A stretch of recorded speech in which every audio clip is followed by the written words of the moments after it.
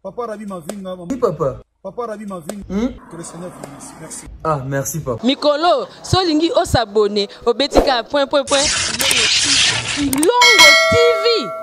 Kilongo TV. Bana notre père, bana CFC, bana Kodef, yabino yeyo, Rabi Mavinga, naye kobete la mino lisolo ya à cause de la foi au ya Colorado, ezaki bandaki lobby, lelo eza clôture. Et bandaki lobby na 18h na Colorado, Mombu Nankolo l'évangéliste international, le porteur du Christ, l'homme des chiffres, le pasteur Jean-Paul Mayata, l'homme de la foi, à bandaki na Colorado, va saisir opportunité oyo. Tokumi Sankolo, Tokumi sa Jésus-Christ Nazareth, Zamba solo, Père Kodima Tata na biso, Père Kodata la bonne na Nzambe. Bazaki lobi ezaki c'est mon makasi na vie, Yesu aza bien, Yesu aza kitoko makasi. Zamba Tata na biso Mayata. Nebisaki bino tango na belela abonné ba point na belelaka. Nzambe oyo na moni ya minene o asali kasi abi esili nanu wana te. Azokuba kosala ya koleka o asalaki. La seconde moisson sera plus grande que la première. Jésus-Christ Nazareth,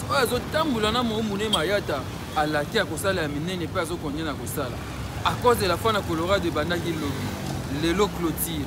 Vaut mieux la fin d'une chose que son commencement. Souka et le kake bandel. C'est la fin qui couronne l'œuvre. Yaka à cause de la foi, Lelo Bana 18h, Tokumisa Jésus-Christ Nazareth, Zamba Kondimatata Napsoma Yata. Et les gars qui au côté la cause de la foi Lelo, le col à Koutou, aux Alagin à Colorado. Tout la nana le Mbo Oyo, ya Glodimba l'a proposé, Sobonto Zonga, Toko Balsolo, suivant cette chanson. Papa Rabi Mavinga. Oui, papa. Papa Rabi Mavinga. Que le Seigneur vous bénisse. Merci. Ah, merci, papa. Mikolo, solingi o s'abonner au betika Kilongo TV. Kilongo TV. Sukaya makambo nyonso mokonzoyo komona ye mopanga yana mondoki ya balongi nyonso aza bomengo ya bazangi moto ya makeso asekesa bato na mawa lalesa bacholi mokonzoyo oh anigisa mokili hallelujah hallelujah yeah oswatia oh hallelujah hallelujah yeah oswatia yeah hallelujah hallelujah yeah oswatia Amasia Amasia your name is magnified your name is better make you feel more Koti antu bena Bangana mo panzini Omane bikaye better make you feel more Koti antu bena Bangana mo panzini Omane bikaye Fimbo na mokongo na yo Setana wa bokongo Susuna makolo yowe Omane bikaye Aya aya Lukiko Yalala Lelonga Yalala Lelonga Sana va bien Aya aya Lukiko Yalala Lelonga Yalala Lelonga Le cri de joie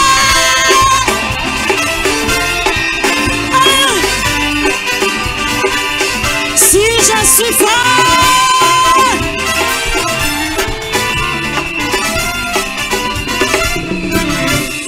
Kina mokilo yese Oya yo baboya ki Makiko pesa bomboy Nanga moto na pikolo Nanga le kolo somoy Goma gana ukatambo Makiko pesa bomboy Watanga na bika Oya kina mokilo yese Oya yo baboya ki Makiko pesa bomboy Nanga moto na pikolo Nanga le kolo somoy Goma gana ukatambo Makiko pesa bomboy Watanga na bikae aya aya Lukiko yalala Lelonga yalala Lelonga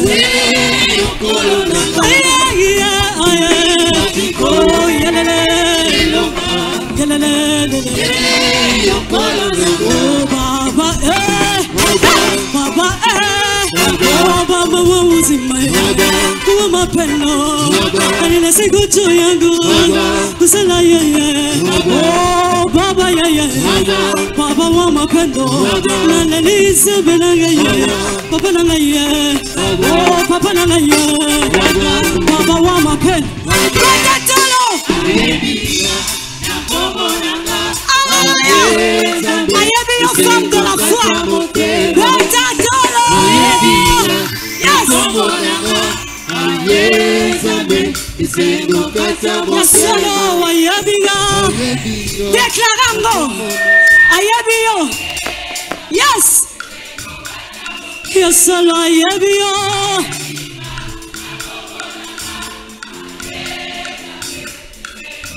Hata malade ayabio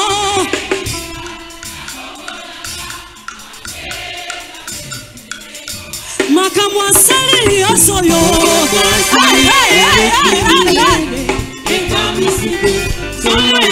Makamwasali na eklesia nanga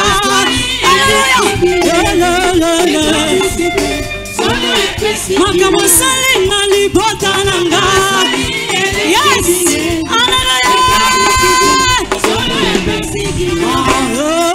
Golgotha Golgotha, Yesu, abundo linganga na ndoge. Golgotha, Alobi sinanga mitama satana, Obengi na ndogi yango, na yembeli yo Messi, oh Messi. Oh kolo Yesu.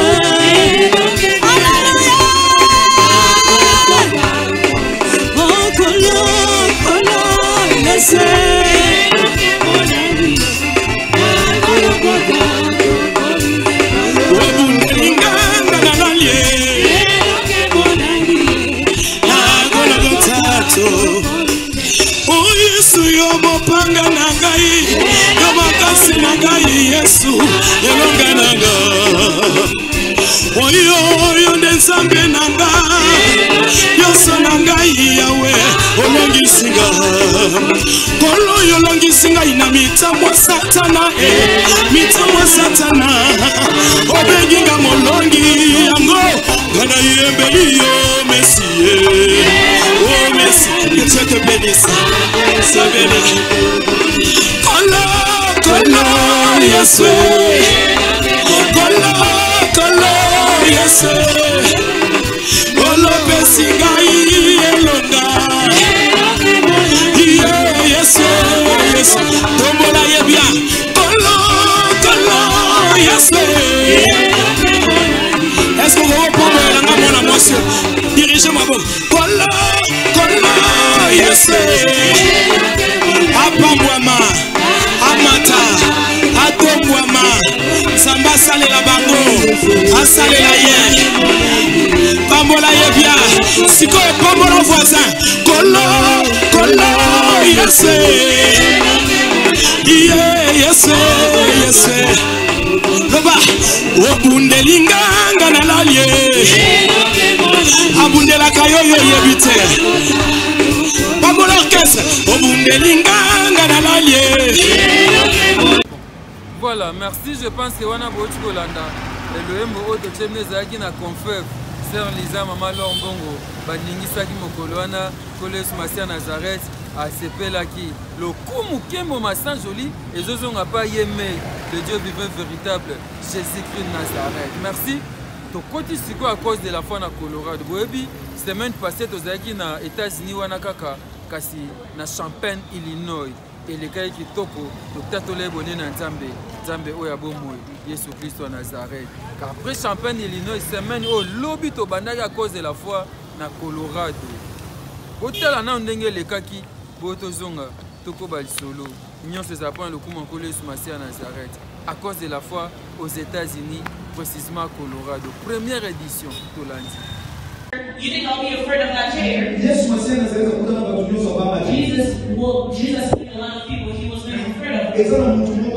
That there is someone, their life, his name is, he was a soldier. People people were looking for Christ to go visit them. But Christ engaged himself to go. He said, "Do not come." In verse chapter 6, he said, "Say just the word, and my servant will be healed." Christ said, "Oh, I will heal the child. I've never seen this great faith in Africa. I've seen people walking people. I've seen strong people. I've seen the sick people. I've seen every kind of people. Mais c'est la seule personne de la foi que j'ai trouvé dans la Capernaum. That I found faith in this town, no? May the Lord speak after this event.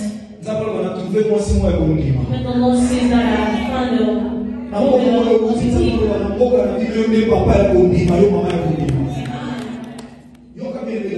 listen, beloved. In the great thing that we have, right here, they came from far. Who could believe that that person could walk? And a person who dancing, can never stop that person from dancing, praising the Lord.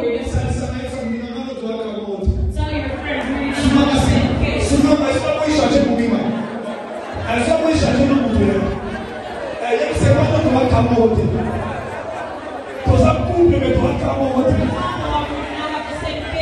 You married me. The Lord worked with you. You let me up. You and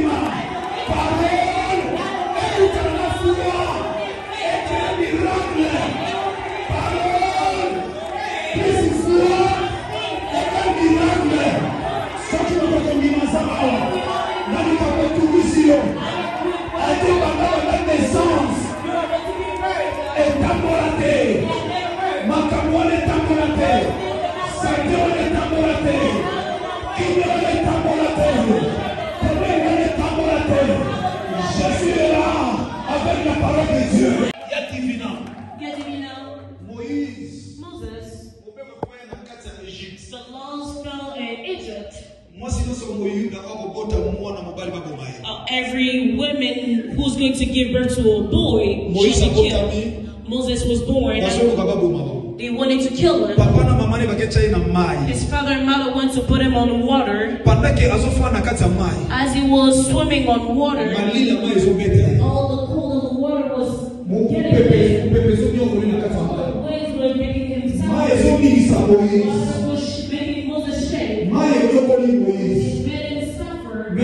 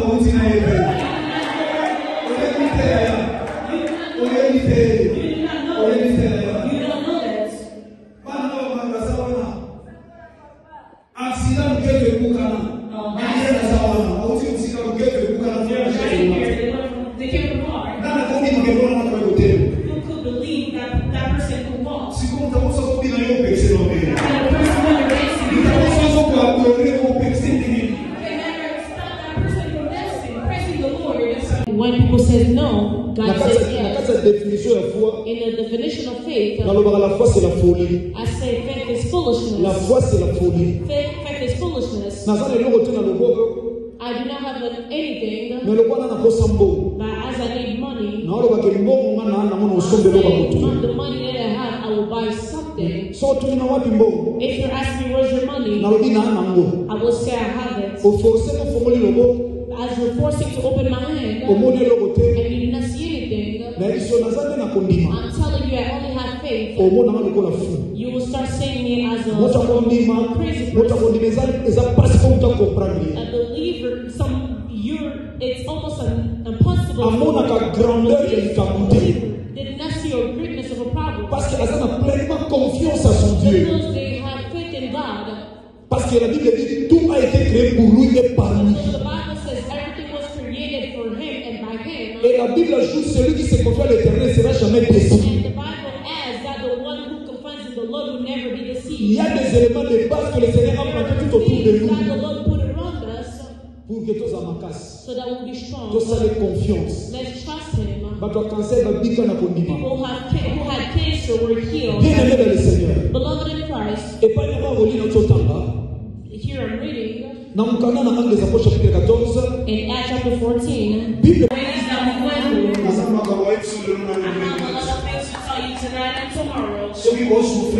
if you're suffering today because you do not have faith, you're in the United States, but you have a problem. That the United States may never help you well. You have promises because of God. Because when they're telling you no, if you have faith, et que Christ dit oui, c'est que Dieu dit que les gens veulent ou pas, ça finira toujours par s'accomplir. Et si la Kama, dans la forme de la Kama, et si la vie est interdite par la foi en Christ, on va traverser, il faut sommet rouge, Moïse à son banga, ils envoyaient ici. Les Égyptiens qui te voient aujourd'hui, tu ne les verras plus jamais. Alobi la Moïse tombe en zété. Moïse tombe en zété. A bêta na mar.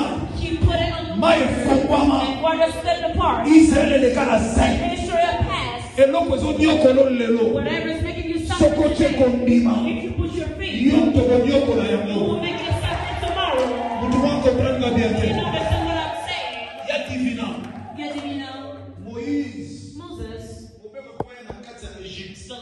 You think I'll be afraid of that chair? Jesus told a lot of people he was never afraid of.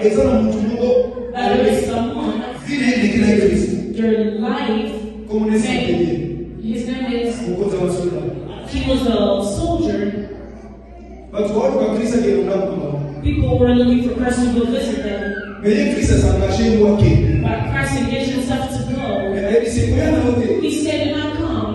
In Luke chapter 6, he said, say just the word, and my servant will be healed. Christ said, oh, he was retired. I've never seen this great faith in Africa. I've seen wealthy people. I've seen strong people.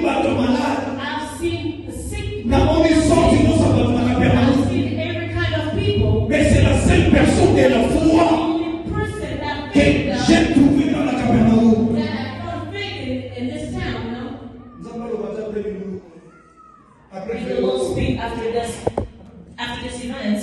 When the Lord says that I found a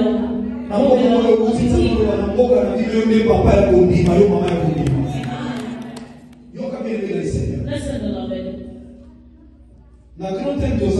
In the great thing that we have, as we're ending the service,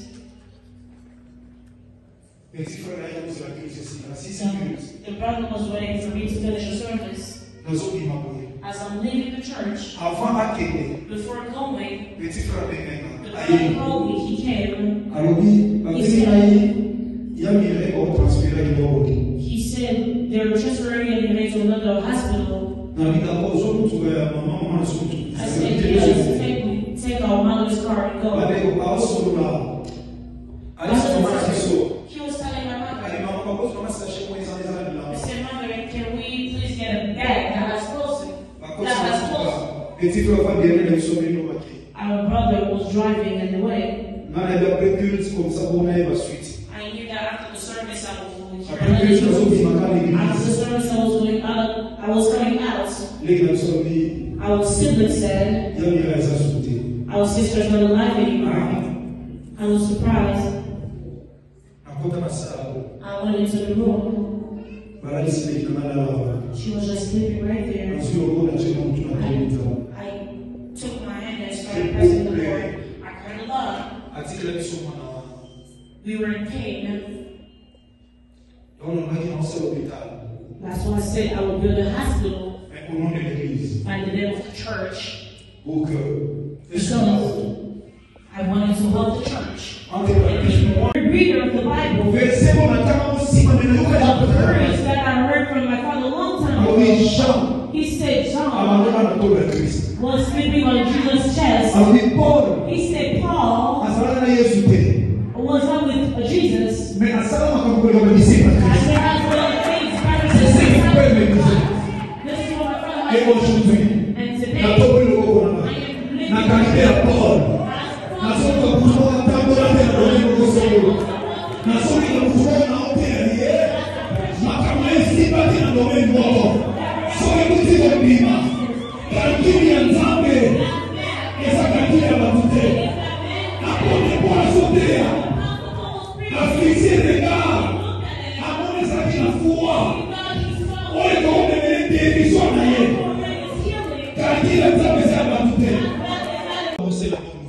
they were only preaching the good gospel. The Bible said they were preaching the good gospel. In verse 8, the Bible said in Lystra, there was a man who was lame. He was lame since he had been born. The Bible said who never walked. Church, give me your ears. They said this man had never walked. He never walked. They said he was lame. A person, a lame person, who had never walked before. If his was a speech, what is yours? Maybe it can be a sickness that has been battering you. Maybe your prayer life who is not well balanced. Maybe your prayer and you made another circumstance. You leave your Christian life. You're living in fornication. The Bible says people who live in fornication will not go to heaven.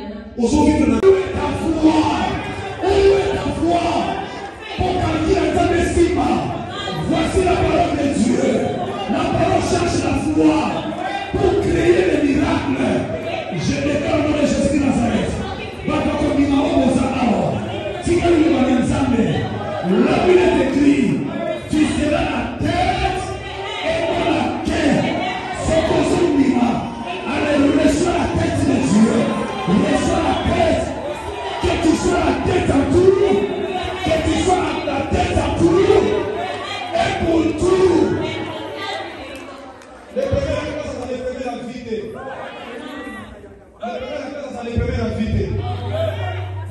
first person in school is never the first one. There are people who are very smart in school when we're going to school. But today, when you say your life is very complicated, the love and quote of God, they did not want to teach you the word. They cursed you. I'm stopping here. Believe it. Listen. Our sisters were alive anymore. I was surprised. I went into the room. She was just sleeping right there. I took my hand and started pressing the Lord. I cried a lot. We were in pain. That's why I said I would build a hospital by the name of the church. Because I wanted to help the church. The baby that she left, I prayed to the Lord to send that child out of the country to go and become a doctor. I will tell you the story of their mother. One day they will do something free for free. This is the vision. Beloved in Christ. When I was preparing the na l'église ya Dios. Église ya Dios na Congo et l'église malade mais les gens ne connaissent pas. On va au Kénégoé. On va télé lui donner la position. Les capes ça va monter. Et nous connaissons. Nous sommes la musique en nous connaissons la famille riche, nous connaissons papa. Mais là, nous avons la famille pauvre. Zamba est pesa ye. Oyo tata pesa ete. Mama tigera ete. Mais Yesu masiya zeta pesa ye. Ako sebela na Zamba ete pona ni. Patoko kila na igisi za papa pona ni. Patoko kumi sa Zamba na igisi za papa pona ni.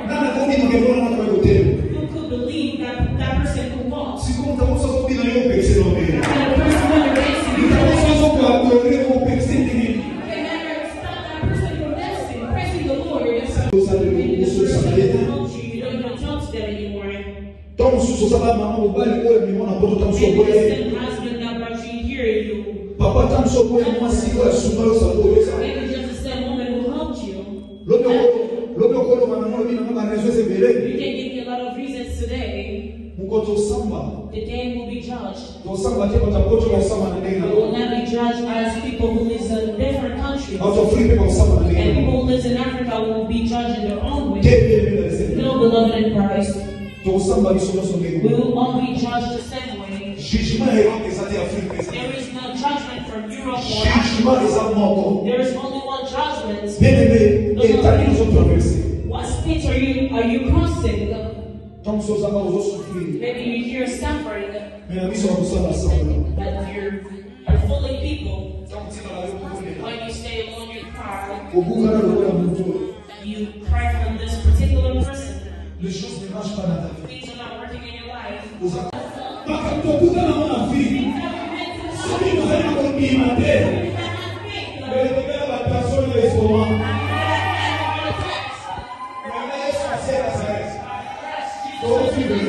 We're living today. Try to be proud. 10 years ago, how were you 10 years ago?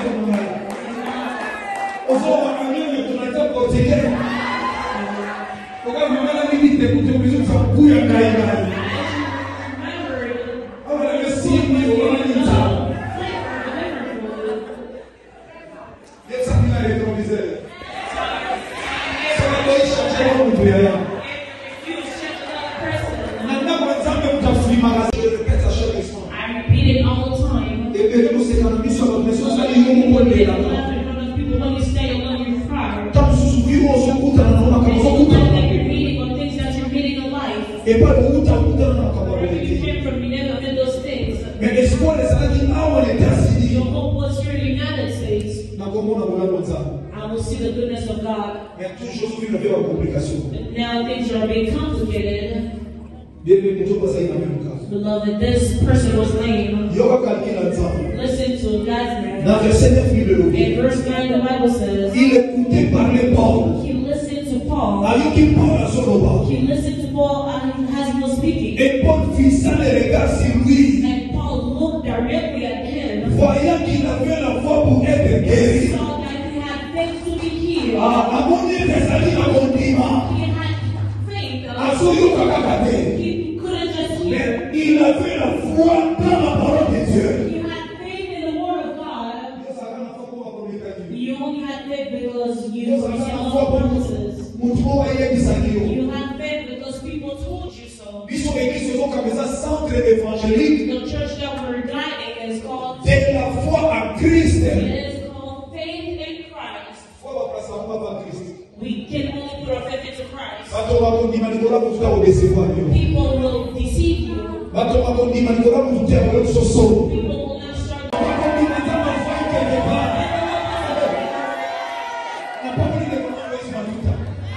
I remember my brother.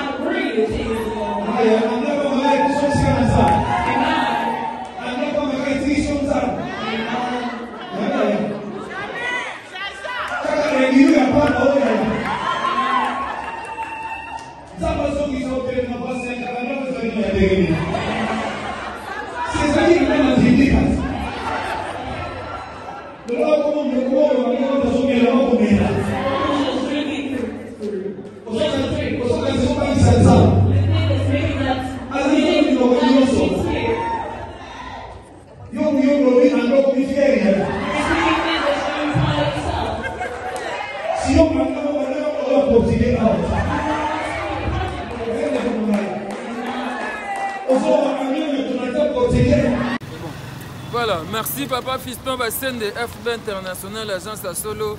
Merci Angèle Boyika. Merci Nabana notre Père Nyon Sotan ou Nasasola Nabino Boissala bien, on a belle laka. Bana notre Père. Biso Yeyo, Kitoko Makase Laksaki, on est ensemble. Il y a Florentine Sola, il y a Sylvia Mambi, Mama Yoyo, Wabibino, Mama Sylvie Kabouya, Maya Nadine, Wabibino, Papa Zola, Nabosa Nyote, Papa Emma, Papa Ti, na Mama Joséphine, Bana notre Père Nyonso, Oya Suisse, Wabibino, ya Fifi Kanga Wabio, Abaye Tobé, ya Fifi Kosi, ya Fifi Kanga Oya Ngwana, Fonde Kabe na Suisse, Kalate Tozawa na Suisse na Papa, Tozape na Suisse na Papa na Genève. Merci à notre Père Nyonso ya Suisse, notre Père ya Allemagne, notre Père ya Colorado. à cause de la foi activité à chaque fois ça la maka parce que témoigner à grandeur en colo témoigner à bonner na nzambe Yesu Masia Nazareth nzambe solo pe à bomo après à cause de la foi ma photo moi li solo ndezalaka to landa ba image yango et ça bientôt lundi. Papa Rabi Mavinga. Oui, papa. Papa Rabi Mavinga. Que le Seigneur vous bénisse. Merci. Ah, merci, papa. Mikolo, solingi o s'abonner au betika point. Kilongo TV. Kilongo TV. This is not a time where people worry.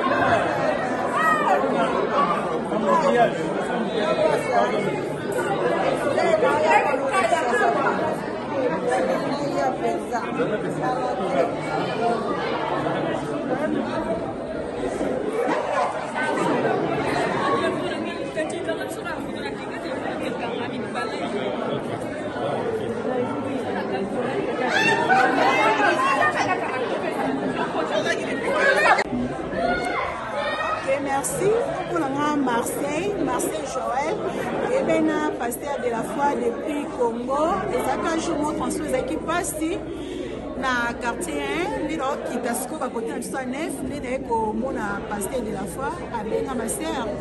Ozo kende ba côté à ce comment fera bi oui na que juste na avenue KINLONGO parce que doit na KINLONGO numéro 1. Les aibisila yaka na memayo. Ameninga mena kata zaki mo temps de continuer ezaki a réunion so il faut avoir mutu so déminare vraiment et les kelanga ba kasi après on a commis la arène na kita na zungongo la pisi passer de la famille non ma sœur na même ka ya ofele kita la aider yo vraiment merci beaucoup passer de la famille c'est comme parce qu'on est aux États-Unis vraiment ça va pas mbola ça va pas extérieur ezangi na vie na e nasuki na mboka